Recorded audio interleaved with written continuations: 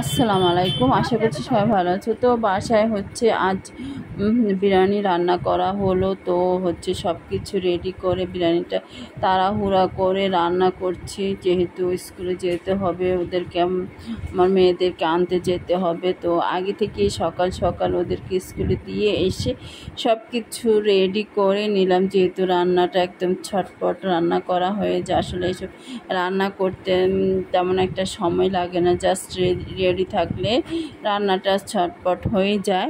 আর হচ্ছে সবজি সবজি রান্না করতে তো অনেক সময় লাগে, মাছ আলাদা ভাজা, সবজিগুলো আলাদা কষাতে হয়, তারপরে হচ্ছে অনেকটা সময় নেয়।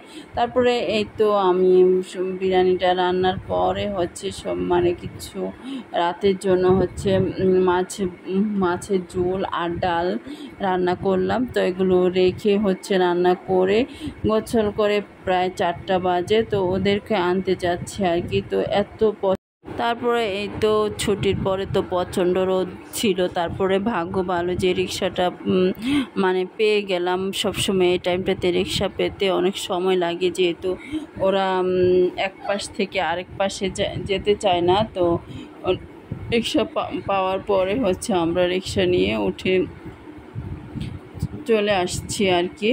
তো প্রচণ্ড রোদের মাঝে কেউ হেঁটে কেউ রিক্সায় যাচ্ছে। তো আজ এই পর্যন্তই। আল্লাহ হাফেজ।